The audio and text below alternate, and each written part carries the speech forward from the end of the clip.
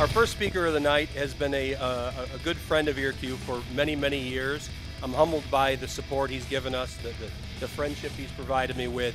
He's a true gentleman. He's also an accomplished coach, as we all know. I'd like to just introduce you to Coach Dick MacPherson. Thank you very much. I hope everybody can grab a beer and sit down because I'm here to introduce Steve Grogan. What I love about this guy, he stayed the same as he always has been. He's a Kansas native and restored Kansas State to respectability, and then did a heck of a job at the New England Patriots. Just remember that this is a very, very special guy. He lives in Foxborough, got a great wife, great family. He's what all pro football players, and especially quarterbacks, should be. Steve Grogan. Coach, thank you. Thank you for those kind words. It's great to see you again. Many of you aren't New England Patriot fans and didn't watch me play back 30 years ago, but I know all of you know Tom Brady, correct? Well, I tell people that don't know me well, I used to be Tom Brady. Now, I've studied this deeply, and I can find only 3 differences between he and I. The first is that, unfortunately, I did not win 3 Super Bowls. The second is I, unfortunately, did not make $15 million a year. And I, unfortunately, but I don't tell my wife I said this, I unfortunately did not have a wife who made twice as much as I did modeling underwear.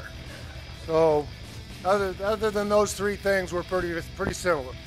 As a former quarterback, you're probably all aware that I'm not too fond of being tackled by anything or anybody, and that includes hearing loss. Between the constant ringing in my ears, going to cocktail parties and events and not being able to understand what people were saying to me, and having my wife think that I was ignoring her when she was trying to tell me to do something around the house, I realized I had to take control of my own health. I had to do something about it. I live a very active life for an old man. That's a joke. I'm not really old. Well, maybe not. I am old, but I couldn't let this hearing problem that I had get me down. You know, guys are, especially football players, we're macho guys, and we don't want to admit that we have problems, and we don't want to admit that we have weaknesses. And if we have weaknesses, we find ways to fix them. We have to go out and find a way to make that weakness a strength. And so that's what I've decided to do with my hearing problem. It was a weakness. It was causing me a lot of problems in a lot of different ways. When EarQ approached me about becoming a national spokesperson, I saw it as a great opportunity to share my story and encourage others, especially guys who think they're too macho to wear hearing aids, better understand how their lives can be changed by fixing their hearing problems. It's amazing how much of a difference it's made in my life already, and I've only had them a short period of time. So I'm very happy to be here tonight to see EarQ's new headquarters. I'm happy to be a part of their mission, and in saying that, I'd like to introduce Ed Keller, the president of EarQ. Ed? Well, we are here to talk about something very important. Our mission at EarQ is to change people's lives through hearing better. Just to put it in perspective, hearing loss affects 36 million Americans. Of those, only about 20% of them choose to treat that problem. Honestly, as an industry, we have to take a responsibility. We haven't done a very good job for those people with hearing loss, but that's about to change. That's what this new experience means to us, as an opportunity to step forward and make a difference. Another interesting fact that comes along with that is we all see the kids wearing the iPods nowadays, and well, 1 in 5 teens now has a hearing loss. Certainly not the stereotype that we would associate with hearing loss, is it? 60% of veterans who come back from Iraq and Afghanistan report having hearing loss. They fight for our country, they come back, certainly have enough challenges, such a sacrifice that they've made for us, and now they've got a hearing difficulty. It's overwhelming when you think about those things.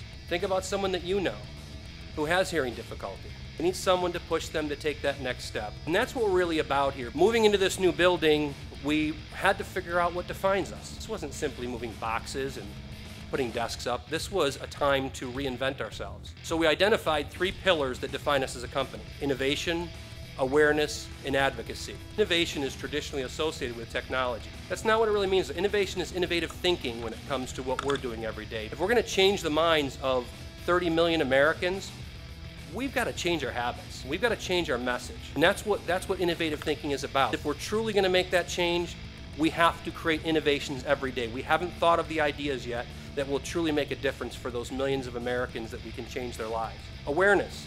Awareness comes with the 1,400 locations across the country. That's what our distributors represent. There's 1,400 locations that all can help carry the message of awareness and carry fresh stories, like our relationship as the selected provider for the education and discount program for the National Football League Players Association. And that led to our next pillar, which was advocacy. Advocacy is something that we're learning about, and it's something that's evolving in our company today. We're starting a brand new organization. It's a nonprofit organization. We will be identifying and recognizing people who had had hearing difficulty and faced that challenge, persevered, and achieved their life's goal. So that's our story. We believe we can make a difference. We want to change the image of hearing. Our Hear Strong Foundation is going to acknowledge those champions who said, you know what, I faced my challenge, I'm not afraid of it, and they're going to motivate others. People like Steve, you don't picture a professional athlete like Steve as someone with a hearing difficulty. You don't picture Olympians as someone who has hearing difficulty. But if we can get people to see that and see the choices that they made, I think we can reach those 80%. I think we can change their lives. And that's what this company is all about. So you're standing inside a building. I'm proud to be here. I could talk for hours about this, but I just want to thank you all for coming, and thank you.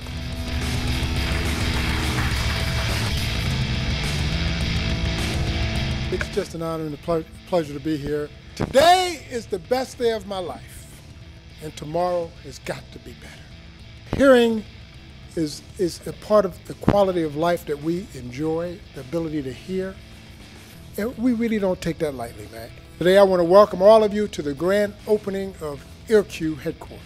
It's a pleasure for all of us to be here, and I'm honored that you all are here and can hear me and my message this evening. I want to start with how important our attitudes are. See, attitude and success is connected. You can't have one without the other. Attitude is one of the few things that we have complete control over. That's why I choose to start my day with a positive one. Because anytime I can wake up in my right mind with air breathing through my lungs and I got my health, I know I have another chance to make it. That's what an attitude does for you. See, attitude is that little thing that's the difference between success and failure. It's not always that person in the room that has the highest IQ that gets ahead. It's the person that's got the positive attitude that will get the raise, get the promotion, get all the things that they need. They will reach the highest level of success in life just by having a positive attitude. I have discovered in life that there are only really three kinds of people in the world. There are those that make things happen, those that watch things happen, those that don't know what happened. So you kind of have to choose on what you want to do in life. You got to reach out and make things happen so you can complete whatever mission that you're on. That's why attitude is so important.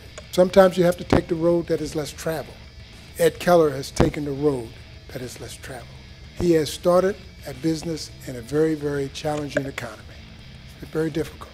But he expects all of us to support his efforts to help others become better hearing and doing things where they can enjoy life. I applaud you, sir.